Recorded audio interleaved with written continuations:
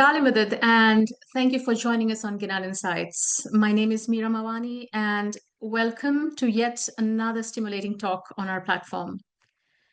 The Ginan Insights webinar series was developed to explore different facets of Ginan Granth literature.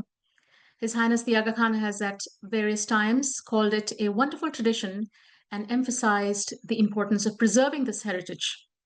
Through these webinars, we try to have a conversation about past and current areas of research into Ginans and Grunts. In order to create a greater awareness and space for sharing knowledge and inspire people to study this extraordinary legacy of Ginans. Today, we have a very special guest. I'm delighted to introduce Imran Visram, who I might add has recently achieved a monumental milestone. He has completed and handed in his doctoral thesis, which amounts to between 80 to 100,000 words, a couple of weeks ago. We are so proud of you, Imran. A round of applause, ladies and gentlemen, even if it is a virtual applause. A little more about Imran. He finished his undergraduate degree in Canada at the University of Waterloo and majored in religious studies. Thereafter, he completed his JIPish at the Institute of Ismaili Studies and did a one-year master's program at University of Cambridge's Center of South Asian Studies. He then went on to do his doctorate at University of Oxford and wrote his doctoral thesis entitled "The Path of Truth: A Theological Exploration of the Ismaili Ginans." His upcoming journal article, which has been approved for publication with Open Theology, is on depictions of the Prophet and Imam in Ginans. Today's talk will provide an introduction of the Satpanth movement and the Ginans. Satpanth literally means the true path. This talk will explore the historical and contemporary significance of the Ismaili Ginans and the Pirs and Sayyids that composed these Ginans. Imran, it is a pleasure to have you with us today, and I'm happy to hand it over to you now. Thank you so much, Meera, for that generous introduction, and thank you to the Association for the Study of Ginans for hosting this session today. I'll just share my slides. Today I'll be speaking about the Satpanth movement and the Ginan literature. The learning outcomes of today's session is learning what the definition and the historical context of the Satpanth and the Satpanth movement is, learning about the Ginan literature, its historical context, the language makeup of the Ginans, the literary style, its metrical structure, classifications, etc. We'll then look at some of the various facets of the identity of the Pir and consider how the Ginans are sacred literature by looking at the relationship between the Ginans and the Quran. And then I'll end the session by sharing some tools that are available to support those interested in pursuing further research in the Ginans. So when we hear the word Ginan, the word Ginan literally means knowledge, and it's from the Sanskrit. And the word Satpanth means true path or path of truth. In common usage, of course, Ginan is used to refer to the lyric or the song that is recited in the Jamaat Khana and by Ismailis that have preserved them. And the word Satpanth is used to describe the movement of Ismaili Shia Islam as it evolved in South Asia, in the Western regions, Gujarat, Sindh, and the Punjab. And the Pirs and the Sayyids that are associated with the Satpanth movement, those who wrote and composed these lyrics, who authored the lyrics, they came from Persia to India. And the word Pir means teacher. So when we think about these three words together, the Pirs are the teachers who teach the Ginan or the knowledge of the Satpanth, the path of truth. And this is something like one takeaway I hope that comes from the presentation. So when we look at the history of the Satpanth tradition and the movement in India, traditionally there are lists of Pirs associated with the movement. Not all of these Pirs recited Ginans, and there were some who are not in this list of Pirs who are classified as Sayyids who composed Ginans. So when I'm using the word beer in this presentation, I'm using it as an umbrella term to refer to any of those beers or sayyids who had composed a Ginan lyric.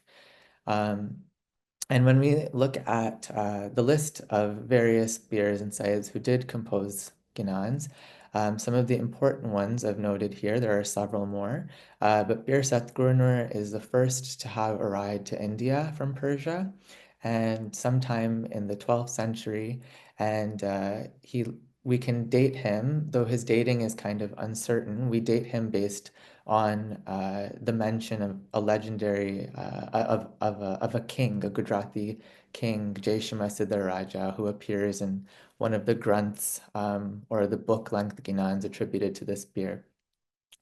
And there are various stories associated with Bir Shams and encounters with this king, and it's said that he introduced him to the Satpanth or the path of the truth, the Ismaili Tariqa. The next four peers who descend in the same line from Pir Satgurnur, Pir Shams, Pir Sadruddin, and Pir Hasan Kabardin, the majority of the Ginan corpus is attributed to these four peers, and we'll see this just momentarily. But Pir Shams is a Multani saint. He's buried in Multan. It's said he hailed from Sabzwar in Iran, and he's buried in Multan. And Bir Shams is associated with various traditions and groups. There are yogi groups in the Hindu religion who also revere Pir Shams. There are certain Sufi groups who also revere Pir Shams. But we've classified his Ginans classified within our tradition are unique to the Ismaili Tariqa in many ways. Um, Bir Shams is the great grandfather of Bir Sadruddin. Bir Sadruddin is the father of Hasan Kabardin, and Hasan Kabardin is the father of Sayyid Imam Shah. And then from the same lineage, so these beers lived between the 13th and 16th century, and from the same lineage, the descent continues until the last known Ginan composer, who is a woman named Sayyida Imam Begum. And the image that we have on the right-hand side, the list of the beers, is from the Asal Sindhi Gujarati Dua. It's available in English translation and its variations in Azim Nanji's book, which I'll mention at the end of the presentation. So when we look at the makeup of the Ginans, there are approximately 882 Ginans. Well, there are 882 Ginans that are indexed on Karim Tharani's University of Saskatchewan database, but there might be up to estimates of 1,000 Ginans that are known in the literature. And what I've done here is taken the data from the database that's maintained by Karim Tharani and put it into a pie chart to try and see, to which Ginans to which beers and sayas the majority of the Ginans are attributed. So as we can see, to Bir Shams and his great-grandson Bir Sadruddin and Bir Sadruddin's son Hasan Kabardin and Imam Shah, the majority of the Ginans are attributed. And then there's a small selection of Ginans that take the form of a conversation between Imam Shah and his sister, Bai Budai, and I've classified that separately. And then there are other peers and sayyids who have also authored Ginans, and they're classified in the green, 9%. And after Sayyid Imam Shah, so from the period of 1500 onward, is the remaining sayyids and sayyidah who contributed to the corpus. So the 882 Ginans that I was mentioning, the index of them is on the University of Saskatchewan database.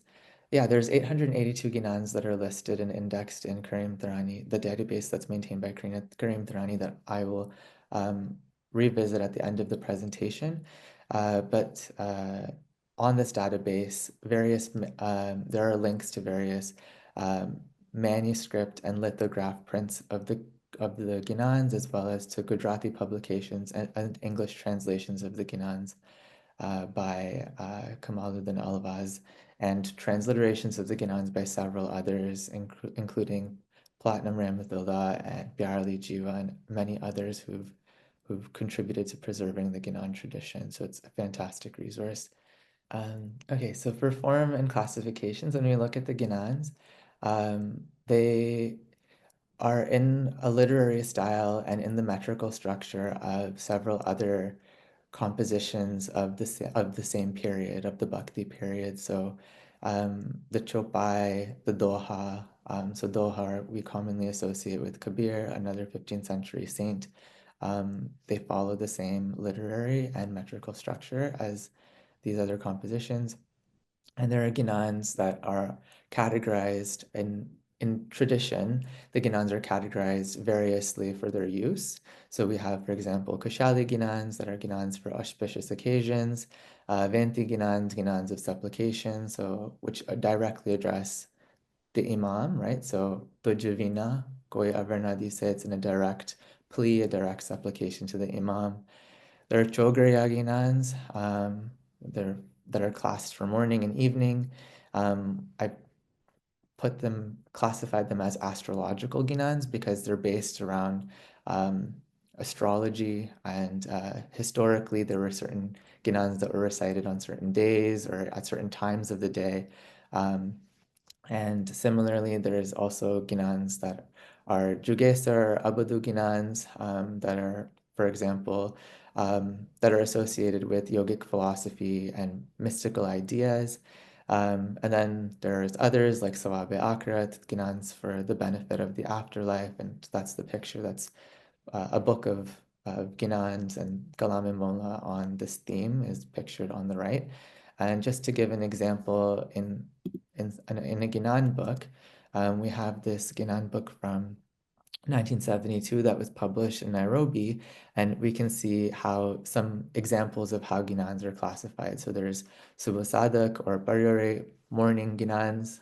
There's then various Kushali Ginans, Mubarak Ginans as they're classified here for Navroz, Salgira, Daknishini, and then we have one Ginan that's classed for the birth of the Prophet Muhammad. And when we look at the language makeup of the Ginan, so this book is authored by Zawahir Moyer, who passed away last year. She was one of my teachers when I was studying in London. I'd visit and learn from her, and she co-authored this book with Christopher Shackle, who is a University of London professor. And it's kind of the main handbook on Ginans and Ginan translation, and it's like the main reference text for and the academic literature on Ginans.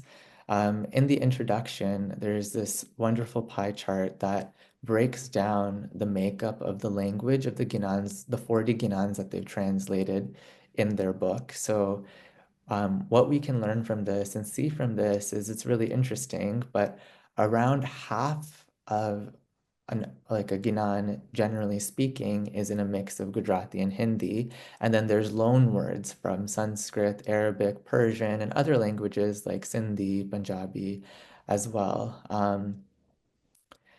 And uh, and when we think about this in relation to the context in which the Pirs were teaching, the Pirs arrived to the western parts of North India, Sindh, Gujarat, Punjab, during a period that's known as Bhakti.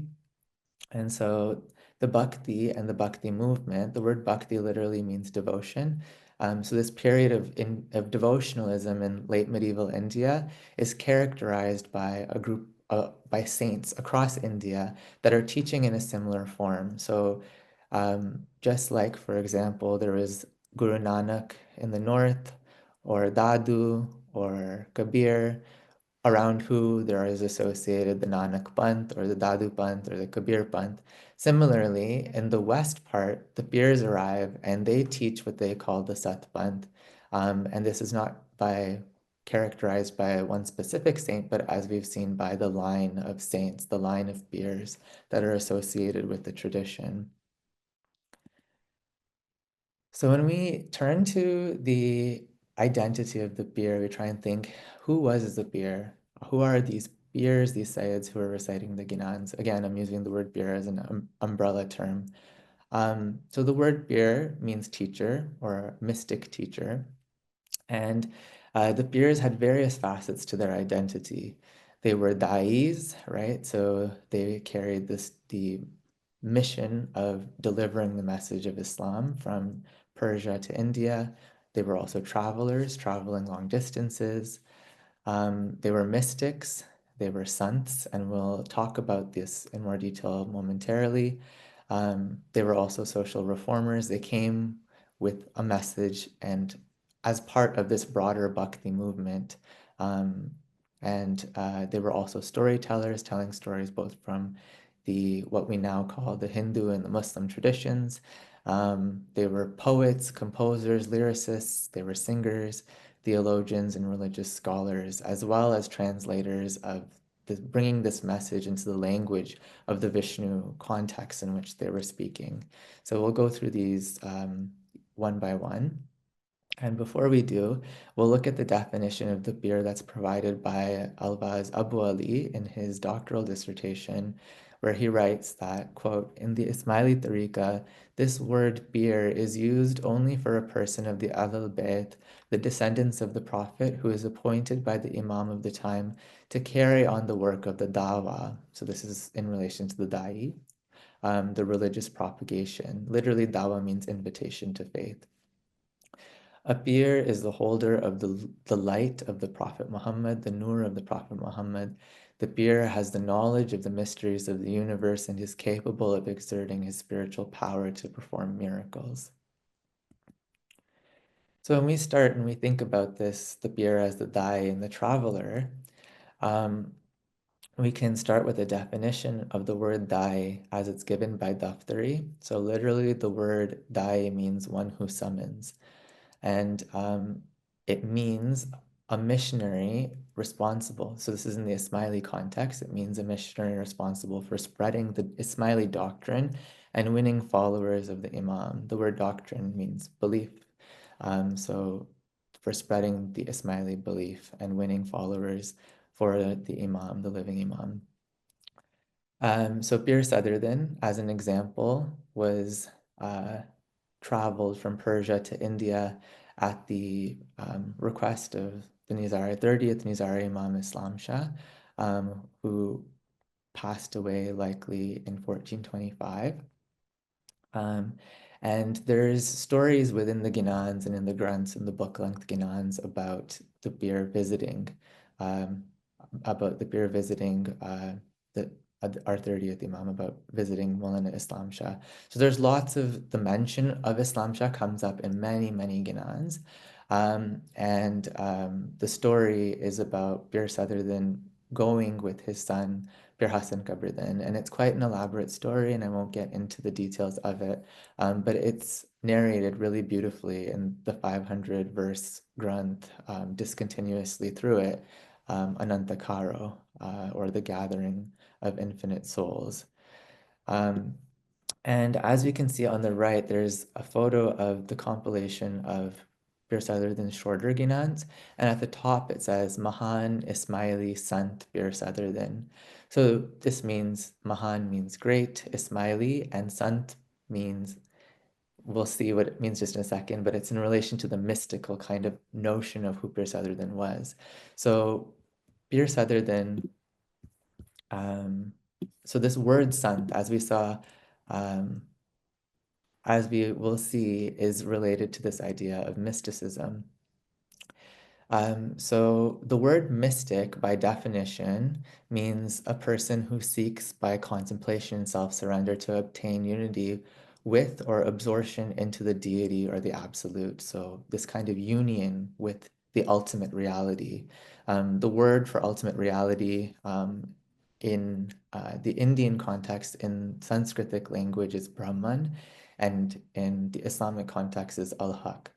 So it signifies this ultimate union with God. The word sant literally means truth, but as it's quoted from this book on the right-hand side, it infers one who knows the truth or has experienced the ultimate reality. And when we think about this idea of the Sant in the historical context, and we revisit uh, the map that we earlier saw, um, the Bhakti movement is what is generally this uh, the saints across this period, the form that they were teaching as we were discussing, it was called. But the Sant Mat is referring to these various saints and the way in which they're teaching. And um, there's two kind of basic theological ways of approaching that lyrics were delivering, in which they were delivering their lyrics, their songs, so bhajan, kirtan, or in our case, ginans. You have those that are more saguna in their orientation and those that are more nirguna. So saguna refers to those the with qualities. This is literally literal translation, and nirguna meaning without qualities. And this is referring to the deity or the god in question. So um, while Mirabai or Surdas, for example, their main deity was Krishna. So you'll hear Krishna's name, and their form of devotion was saguna. So they would often praise directly elements of Krishna. So and similar, for example, Tulsidas was also a Saguna saint, and in one of his really beautiful lyrics, Sanskrit lyrics, he has that the eyes of Krishna are sweet, his voice is sweet, his hands are sweet. So this is very, very like with the qualities of the deity. Nirguna devotion, in contrast, is that without qualities. So considering a formless God. Um, Concepts that we see in the Ginans associated with this, for example, are Alak Niranjan, um, Agam, Agochar, right? These are concepts, these are ideas associated with this kind of a God that's like Allah, right? A God that's in one sense unseeable. And we see this both of the language in the Ginans. We see Saguna devotion towards the Imam and Nirguna devotion in reference to this higher kind of concept that's unseeable, indescribable.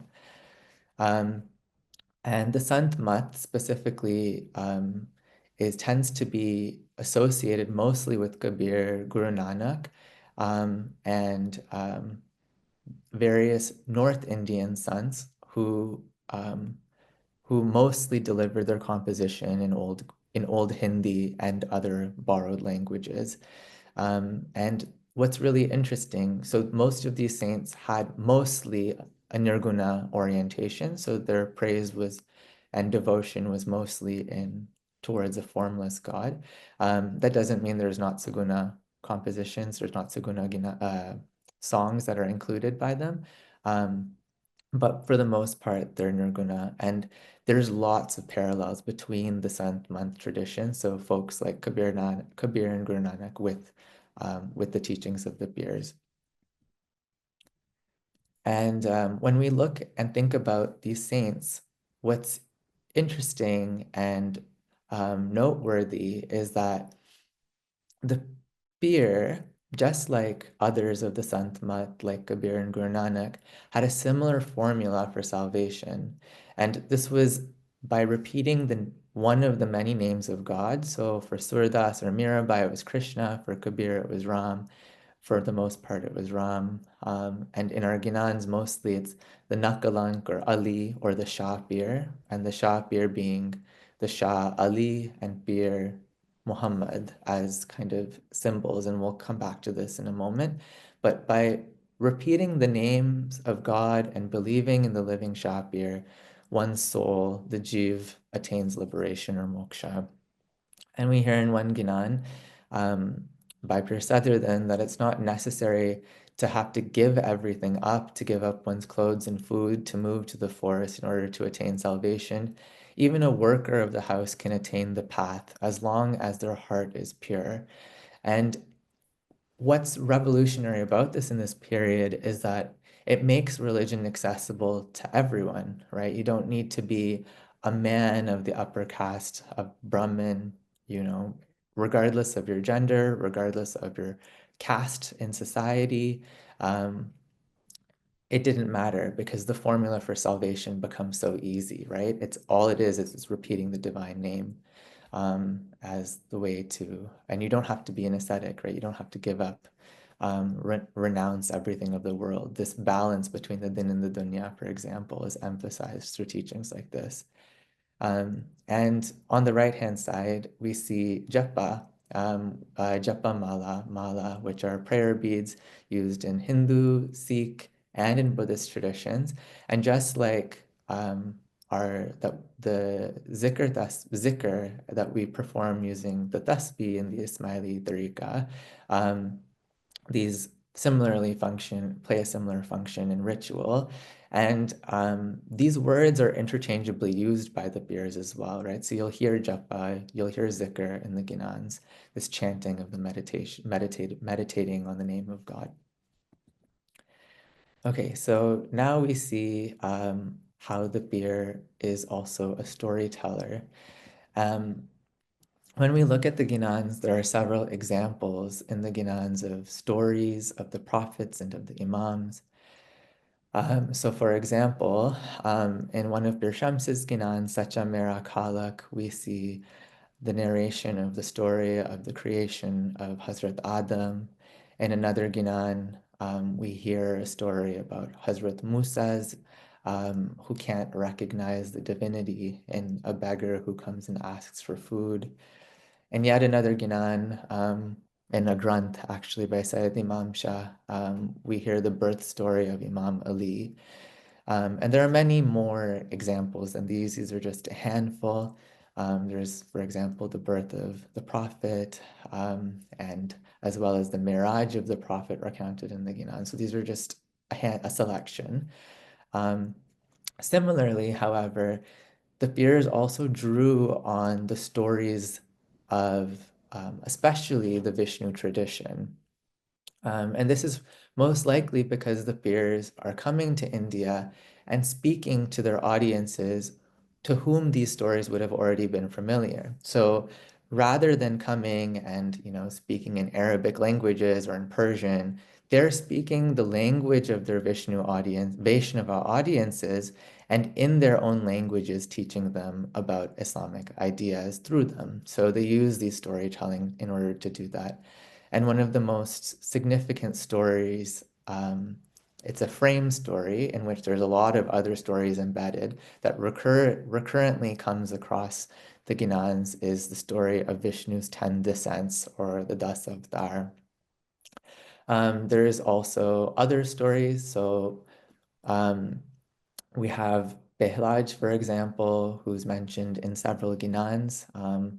And Behlaj correlates in the wider Indic tradition and the wider Hindu traditions to the figure of Prahlad, who's a pious prince, the son of a demonic king, who doesn't like that his son Prahlad is so devoted to God. And so the king puts his son through so many trials, but because of Prahlad's strong faith in God, he overcomes the various trials. And they're retold by the peers in really creative and beautiful ways.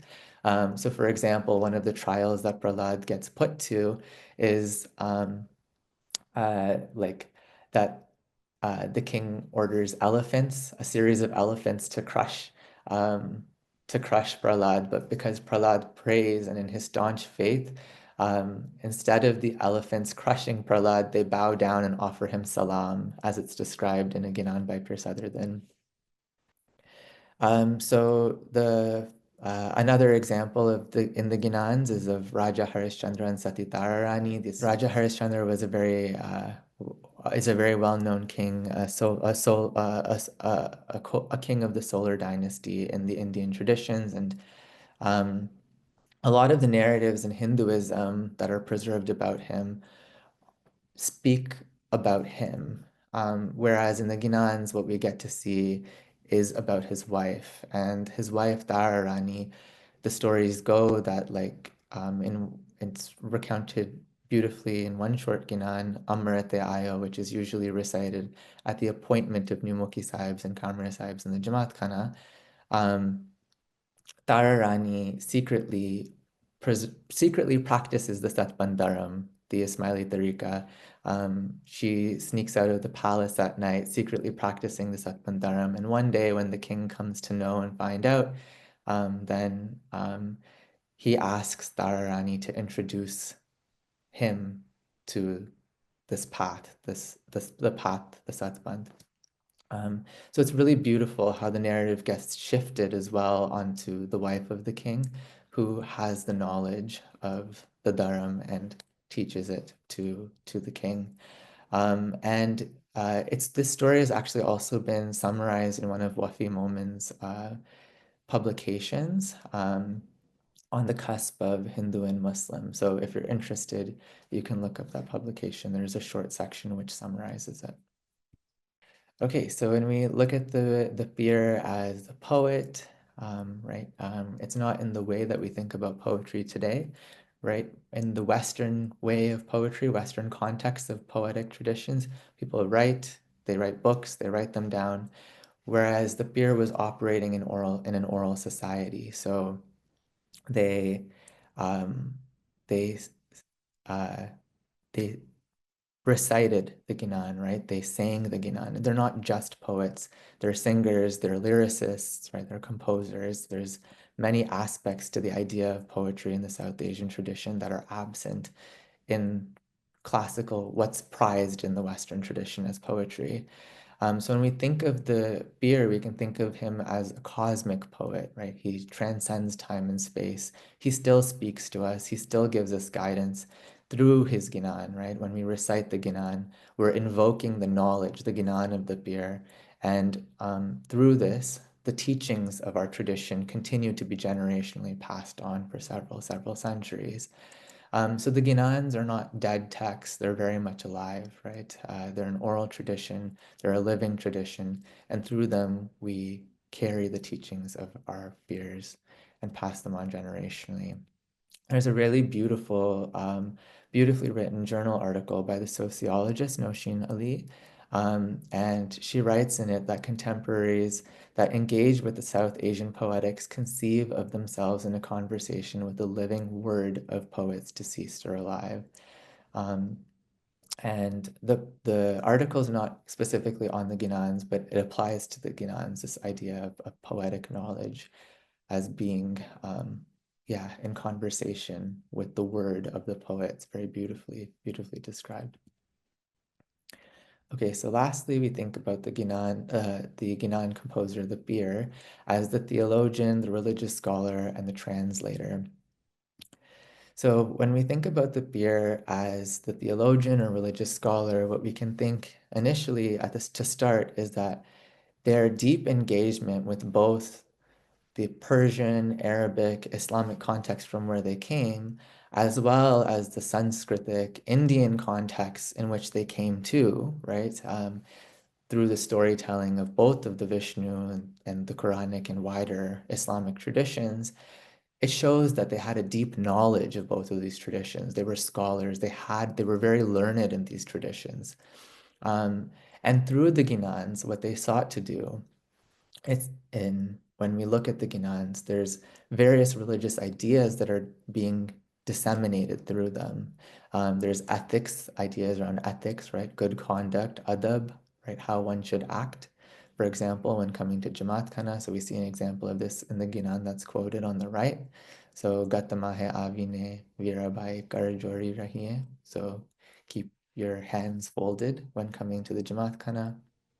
Um, there's also rituals that are mentioned in the Ginans. For example, the Garpat, it's mentioned in several Ginans and would have originated at the time of these early beers.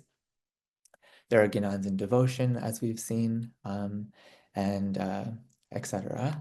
And there are central teachings, however, the kind of core message that's being delivered within the Ginans is revealing the Imam who resides in Persia. And so in many Ginans you have, for example, in Pir Sadruddin's Ginans, you have a deliberate, an explicit mention of the Imam who resides in Persia, Islam Shah. So the central teachings the doctrines that are coming through are on Nabuwa and Imama, so Nabuwa being prophethood or prophecy, and Imama being legitimate leadership, so the line of Imams. And ultimately, it shows what consistently recurs through the Ginans is a revelation of the importance of abiding to the message of Muhammad and of embracing the living Imam. And this is taught through them locally through a doctrine or a belief that they consistently repeat in the Ginans of the Shah and the Pir, which is elsewhere classed as the Gur and the Nar, or the Ali and the Nabi. So the Guru, the Nabi, or the Pir is associated with the figure of Muhammad and those who came before him and after him. So the Nabi, the prophets who came before, and the Pirs who come after him. And the Shah is associated with Shah Ali or Imam Ali and those who came before him. So figures from the Indian traditions, the Hindu traditions are also classified as imams, some of them, as well as the imams who come after him. So at the time, and the role of the Pir is to make the Imam known. So just like Pir Muhammad at Gadirekum revealed Shah Ali, right, revealed Imam Ali. Similarly, at the time of Pir Sadruddin makes Islam Shah known in Persia. Um, and when we look at the Ginans, the emphasis is on the living Imam, recognizing that Mullah Ali is still alive. So an example of this by Bir Sadruddin, we read in the Ginan, from the throne, Mullah Ali has arisen and leapt, now Lord Islam Shah has arrived. So the emphasis is repeatedly on the teachings, abiding by the teachings and of the living Imam. When we think of the Imam, the Pir as translator, they're translating the message, the Islamic message, into the language, the ideas, and the stories, and the religious concepts even of the people they encounter, which is why there's such strong Vishnu imagery in the Ginans. Azim Nanji, in one of his publications, writes that the Ginans thrive on the use of hermeneutical interpretations whose function is to penetrate the inner or the batin significance of the Quran and Islam, rather than being confined to mere external aspects. So why this is significant is because when we think about the Ginans, there is an outer meaning, right? There is an outer meaning to some words. For example, like a word like Prabhu, we can say as Mola as well, right? And we might see these as being separate words, but inwardly they carry the same meaning. And that's central to the teachings of the Beers, which is why they can be so creative and, use a variety of language to discuss concepts because they're concerned with the inner, the batin. And when we think of the relationship of the Quran with the Ginan, we can start by seeing on the right, we even call the Ginans Ginan-e-Sharif, just like we talk about the Quran, Quran-e-Sharif. And the reason is because there is a belief, right, that within them, this batini element of the Quran is present. And in one of your Hassan Kabardin's Ginans, Ashipuniham, we hear, "O friends, Bir Sadruddin recites the Quran, bringing back those who leave the fold. Grow awareness of your Shah and recognize your Bir." So Bir Sadruddin, of course, is the father of Hassan Kabardin, who composes this lyric. And when we hear grow awareness of your Shah, we can think of the Shah being Ali and all of the Imams associated, and recognize your Pir being the first Pir that was with Imam Ali as Muhammad and the other Pirs that come after him. And it's also reflected directly within the teachings, right? So when we look at the Quran, direct messages from the Quran are present within the Ginan. So on the right-hand side, we can read from the Quran. It says, when the prayers are over, remember Allah, whether you are standing, sitting, or lying down. And in the Ginan, we see on the left-hand side, while lying down, sitting, or walking on your way, recite the name of your master. Um, in another Ginan, we hear a reflection, avalatu akhirtu, right? And then also zahirtu batintu. And this is direct also again, a message that directly appears in the Quran. He is the first, he is the last. He is the manifest, he is the hidden, he has knowledge of all things. Okay, so as I start closing the talk, I promised at the beginning I'll share some resources. These are some tools that I have found helpful in my own research. So yeah, those interested might also might find some use in them. I'll just walk through some of them, some of these books and share their contents. So Ecstasy and Enlightenment, Ali Hassani's book. Um, Ali Hassani in this book discusses various aspects of the history of the Ginans. So there's, for example, canonization history. So how did the Ginans become a formal canon over the modern period um, under Mokilal Jubai Devraj? What is the Kojki script and how is it used? These are the kinds of things that come up in this book. There's also discussions around conversion and syncretism. When we look at Aziz Ismail book, the second one that's here, um, it's a compilation of translated lyrics of the Ginans, so the Ginans in English. And there's a really beautiful, extensive introduction, and in it there's an interpretive essay as well. And this is of one specific Ginan, Hamadillah Khalak Ya Ali Tu Hi Javase. It's very beautifully written, and it goes through this Ginan in great detail. The last book here, Crossing the Threshold, concerns religious identity in South Asia, and the Satpanth in the Ginan tradition is used as the example. It's also published by the IIS, and it's by Dominic Sila Khan, the late Dominic Sila Khan, and it looks at religious identity. So these kind of broader questions around syncretism and religious identity in South Asia. So these are some books that are published by the IIS. There are so many books, and I can't go through everything, of course, and I haven't read everything, of course, but some of the other books that are really useful that are by Ismaili authors that I found helpful. Azim Nanji's book, The Nizari Ismaili Tradition, it's a history book, so it covers Satpanth history. Um, there's Songs of Wisdom, which is Dazim Qasim's compilation of almost all of Bir Shams's short Ginans are available in translation in this book.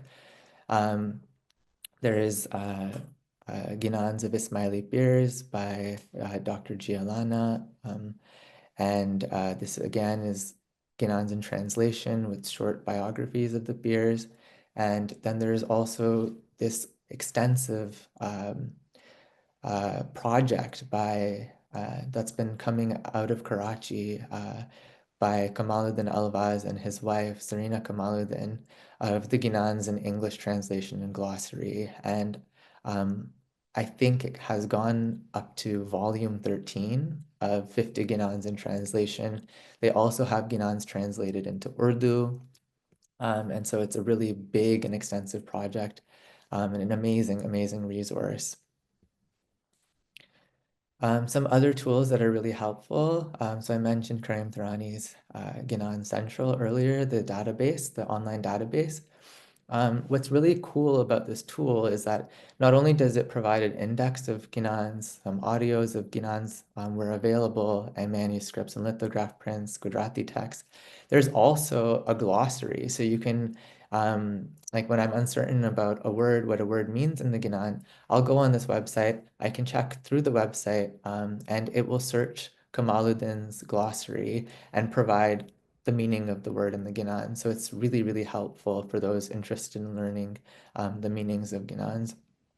And the volumes that I mentioned of Kamaluddin, the translations of those Ginans, many of them are included, the English translations, on this website.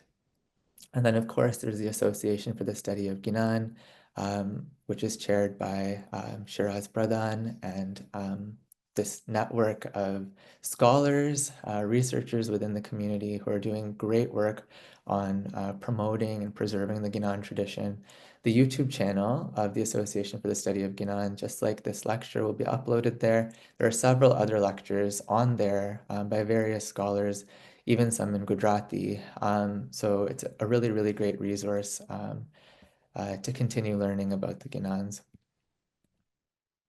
Okay, so to close the talk, the takeaways from the presentation, the peers' identity, they have various facets to their identity. So as we've seen, they're storytellers, they're teachers, right? They're theologians, um, they're lyricists, right? They're poets.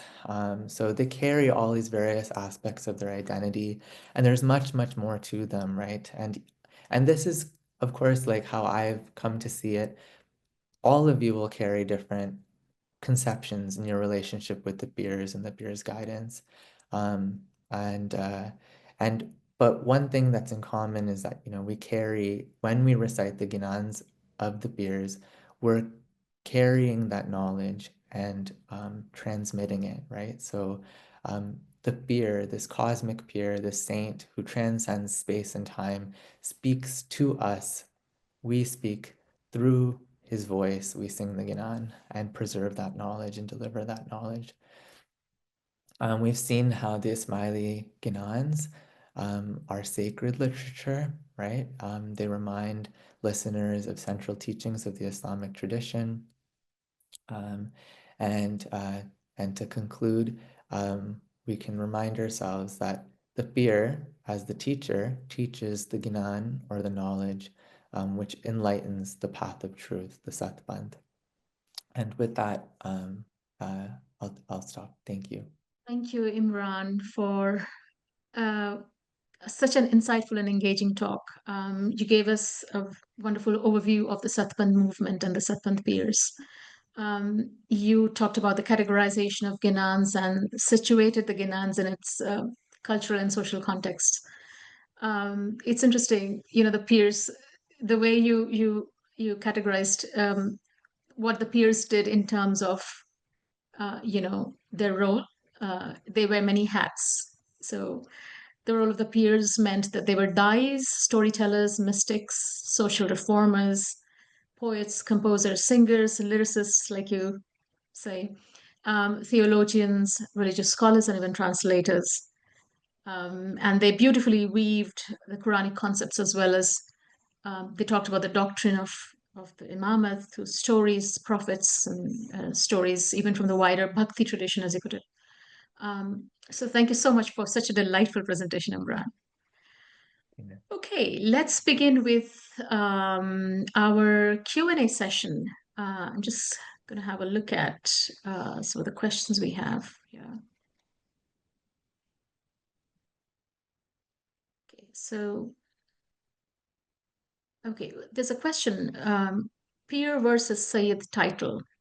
So Abu Ali's definition didn't seem to refer to Sayyid. Can we call the peer Masum or infallible? Can we see peers as trusty imams or Imam al Mustawda? Interesting. Wow, thank you so much for the question. It's really interesting. Yeah, I haven't put much thought to this, but on the spot, what I would say and think about. So actually, I just excerpted the part from the dissertation of Abu Ali on beer specifically, but he does go into the detail of Syed as well. And um, so there's kind of traditional associations of the beer and Syed in the Satpanth tradition, which often defer to how these terms are used in the broader Ismaili tradition. Um, so in tradition of the Satpanth, the beers, the lineage, so till Bir Hassan Kabardin, I mentioned, and Bir Hassan Kabardin had 18 sons and one daughter, of which one was Sayyid Imam Shah, who continues reciting the Ginans as we saw. Um, but after this period from Sayyid Imam Shah onward, from around the 1500 onwards, becomes known as Christopher Shakla and Zawahir Moir discuss it as the period of the Sayyids, because um, after Bir Tajdin and Bir Bandiat-e Jawamardi, which was a book by Imam Mustansir Billah that was sent to India, um, in the Satpanth tradition, the idea of Biratan, of the title of the Bir, kind of comes to a close. And and then after that, various Sayyidah continue to contribute to the corpus. But when we look at the broader Ismaili context, the word beer is used in various and in different ways. Um, so yeah, it's more expansive, I think, the definition. And we have like beer sabzali, for example, right? So we have beers that, and the title is used in different ways. And yeah, and we've also, we've seen it applied in various contexts as well, right? In the Persian-speaking Jamaat and Farsi-speaking Jamaat use it in a different way as well. Um, and yeah, yeah, I think I'll stop there. All right. Yeah. Thanks, Imran. There's another question. Can we conclusively see the Ginans as historical? Can we prove the peers wrote them? Yeah, that's a great question. So I think it's interesting, and I think a part of it is we see a similar problem come up with other Bhakti and Sant traditions, so it's not unique, but it's only a problem because of the Western methodologies that are used to study the Ginans. So Ginans, just like other Bhakti and oral literature, were produced in oral societies. Um, so they were because they were oral societies and because it's in the popular tradition, right? Most of the audiences of the beers, for example, were probably not literate. They probably did not know how to read or write. And so the emphasis was never around writing in these societies. Knowledge was the privilege of knowledge. Knowledge being privileged was that which was spoken, that which was heard, that which was remembered and passed on. Whereas in the West, right, if there's written writing, if there's the writing support, it's privileged. And so when we think about the context of India, right, and other oral traditions as well, um, we need to remember also that uh, just because just because they may not have been written down in the early period doesn't mean that they haven't been preserved systematically. And this has been shown over the history of the Ginans, especially. And it's actually, the strength of the oral tradition is attested within the way that it's preserved by the Ismailis as well. Um, so we might not be able, we don't have concrete evidence like a text of from the 13th or 14th century saying, that this is a Ginan by Bir Sutherland. But the same thing comes up with other Bhakti saints, right? We don't have texts by um, at the time that these authors are composing their lyrics. We only have later texts. Um, but when we look at the structure, the metrical structure of some Ginans, for example, it's in that meter. They're mnemonically devised. So when we sing a Ginan, it follows a certain pattern. It's easy to remember. And the reason for that is because they were devised that way so that we can learn them and pass them on generationally. Um, and uh, yeah. Oh, there was something else I was going to say, but it slipped my mind. But if it comes back to me, I'll bring it up. Yeah. Thank you so much for that, Imran. I'm going to club two questions into one now because they're similar. So somebody asks, is there any count of peers, or there are many, or they're uncountable? That's one. But apart from that, could you expand the difference between peers and Sayyid and how one becomes a peer or Sayyid? Are peers from the family of Imams? Do we have a list of peers? Is there a well-researched, documented academic pool on Smiley peers? Yeah. You might want Yeah. to show that. Yeah, I can. So I'll just say like the beer of all beer. The first beer is Prophet Muhammad in the traditional list. So in the Asal Dua, in the old Dua, we have it start with Prophet Muhammad, and the lineage descends from there. There are variations in the list that have been preserved in Khoijki, and Azim Nanji, in the appendix of his book that I just showed, has a list of them showing some of the slight variations that occur in the lists. But um, yeah, the role of the beer. So in the Satpanth tradition, it's believed that the beer is appointed by the imam directly, whereas the Sayyid, though in the descent of one of the beer's lineages, is not necessarily appointed by the imam, right? So that's generally how the difference is maintained within the Satpanth tradition. Um, and yeah, the role of the beer is to introduce the imam. Yeah, if that does that summarize? What was the first No, question? no, no, absolutely. That's absolutely fine. There's a related question. I just saw a couple of questions related. Were all prophets peers? Oh, that's an interesting one. I honestly, I don't know the answer to that. Yeah, but I think I can look into it, and I'm happy. You can share my email address. I'm happy to look into it and share if I find any details about that, or if someone knows in the audience, then you can write and share your knowledge on that. There's another question. Why do we change from Hari to Ali? Right. Okay, so this is a great question. Yes, and like Ashaji Anantakaro, when we recite it in Jamaat Khana, um, we'll often see Hari in the text, we'll often recite it as Ali. And this is in many Ginans, right? Hari Bolo, Ali Bolo, Ali Bolo. As I was saying in the talk, for the in the level of the batin, while externally, right, on the outside, at the level of the zahir, these are different ideas, right? Hari and Ali appear to be different, just like Japa and Zikr appear to be different, or Prabhu and Mola appear to be different. Inwardly, they're referring to the same idea. So at the level of the batin, Hari and Ali are ultimately the same. Um, and so in recitation, in different traditions, it's been preserved differently, but it doesn't change the meaning of it when it's recited that way. There's a question.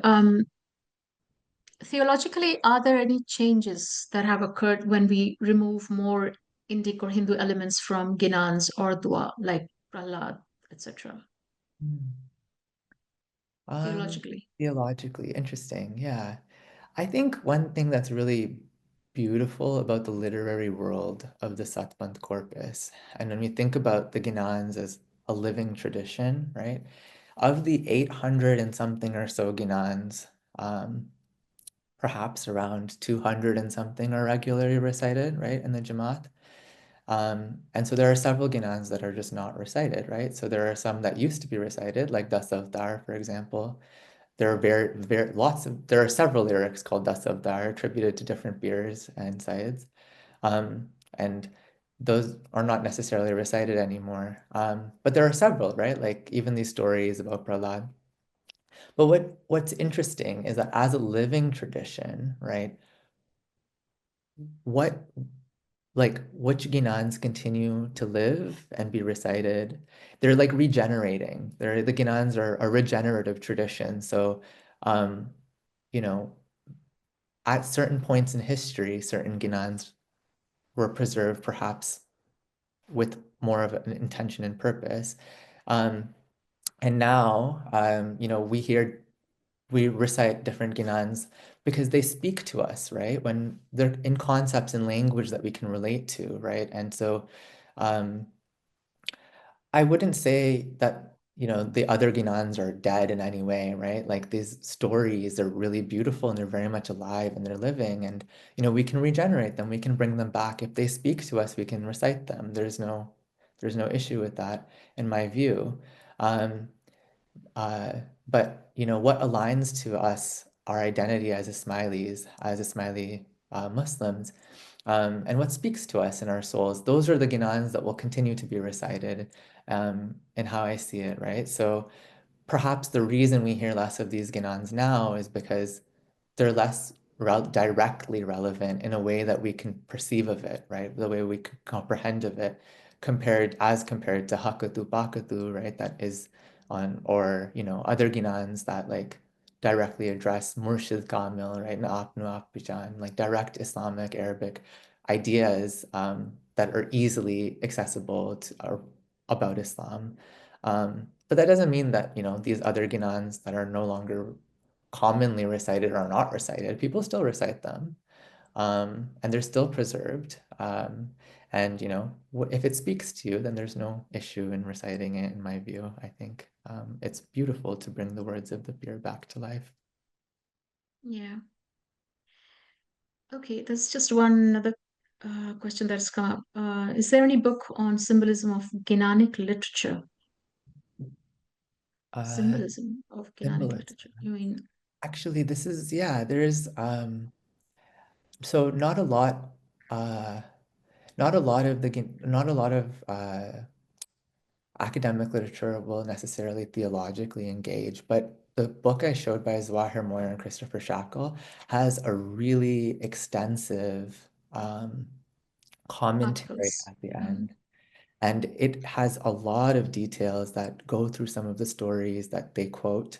So there's one story of an honest cow, for example, Bindra Revanama comes up in the Ginans. A really beautiful story about like a cow that comes at the clutches of a lion um, and pleads to the lion, like, let me go feed my calf one last time before you devour me.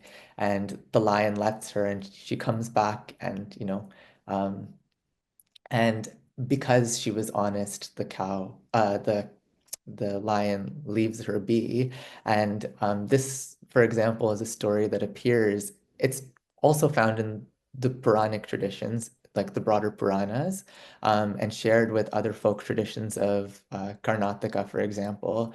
Um, but a lot of the notes, the symbolism, the ideas that come up about how does it relate to the Ismaili tradition specifically, these symbols, these ideas are wrestled with in the writing, for example, of Zawahir Moore and Christopher Shackle. And so they do a really good job of bringing out the Ismaili specific elements of often these shared lyrics with other traditions. So I would definitely point to that book, Ismaili Hymns from South Asia. Some context, yeah. Well, thank you very much, Imran. And I'm looking at several comments. Very kindly, people have added so many comments and answering also to various questions. So please feel free to look at those comments and um, understand better. Um, I th- I generally don't take questions in terms of the audio, but I'm going to try this time. So I think iPhone, your can you mute yourself and so can you unmute yourself and ask your question, please? I wanted to ask a question. Can you hear me? Yes, yeah, we can hear you. Yeah. Uh, I wanted to ask that only those who have been appointed by Maula can be called peer, or we have, like, nowadays we have people calling peer to even for the Qasida and those who have written Qasidas. Is that right? Yeah, thank you for your question. And quite honestly, this is something I don't have enough knowledge on to answer adequately. From my understanding, the word beer is used very differently in the Persian-speaking Jamaat. So there's a regional beers, and honestly, I'm not too familiar with the context, but it carries a very different significance than how we use it in common usage within the Satpanth tradition. And so um, while there is this somewhat rigid or strict definition within the Satpanth tradition, it carries different connotations. And yeah, I think someone who has more expertise um, on the Persian-speaking Jamaat would be able to provide a better answer. And I'll definitely look into it. So thank you for asking that. Yeah, I'll look into that as well. Thank you. Zain Bandali, do you want to ask your question, please? Yeah, that Imran, I'm so proud of you. I studied with Imran at Waterloo, so I just wanted to give him a shout out. Um, so a question I had for you was about Tara Rani. I know you mentioned that the Ismaili Ginanic corpus actually kind of illustrates about her typically Hindu texts just talk about Harishchandra. Are there any examples of Taharani at all in your experiences that Hindu texts have mentioned? And because that's just something that's quite interesting that I like, is it really just the Smileys who've talked about Taharani? Mhm. Thank you, Zane. Good to see you.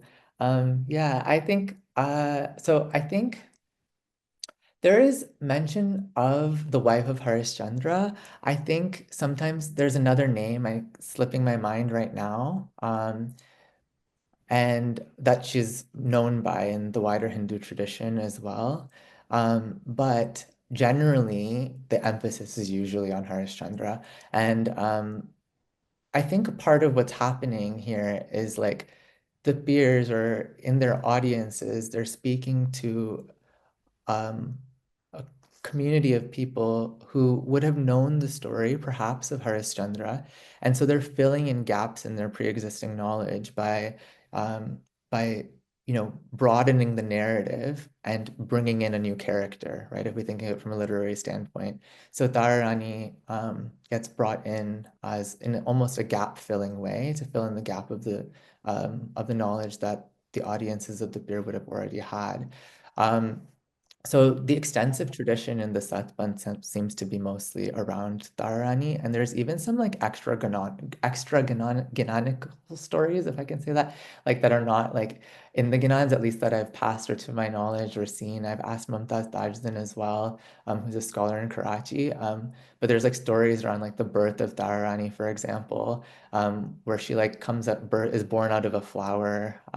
And these stories, I haven't seen it in the Ginans, but they're preserved in the oral lore and the oral traditions and have been passed down. My nanny used to tell me the story as well. So it seems like Dharani gets featured as like really at central in the narrative. And Harishchandra is also important because um, I believe he's the Mukhi of that specific yuga, but I'll have to double check. Just like Prahlad or Behlaj was the Mukhi of the first yuga. I believe Harishchandra was the Mukhi of the yuga that he was a part of. Um, and these figures kind of get noted as for their like righteous character, right? They're upholding of the truth. Um, but yeah, I think mostly you'll see narratives around Dharani and introducing Harishchandra to the Satpanth. And thank you so much, Imran. I'm so sorry I'm not able to take any more questions now because we have to leave the host. Sorry, Imran has to leave soon. So in the interest of time, I'm not going to be able to take any more questions. But thank you so much for all your questions.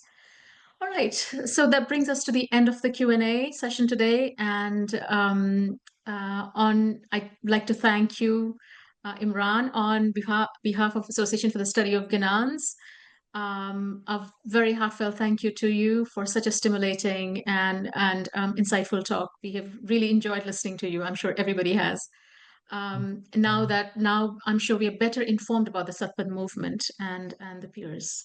And we wish you all the best for your Viva and your upcoming articles. A big thank you to our IT and design team, Altaf Bulani, Alina Ahmed, as well as Iman Javed, who very kindly, stepped in at the last minute for volunteering your time and expertise. Many thanks to our chairman, Shiraz Pradhan, who works tirelessly behind the scenes, as well as Islam Shah. Finally, a special thank you to all of you, the audience, who are listening from across the world. Thank you for joining Ginan Insights. Please be on our lookout for our future Ginan Insight talks on Facebook and also our webinar recording on our ASU YouTube channel. You will also find our past Ginan Insight recordings on YouTube. And please visit our newly updated ASG website. And I think the links are all pasted in the chat box. Thank you all and have a wonderful morning, evening, afternoon, wherever you are. Yalla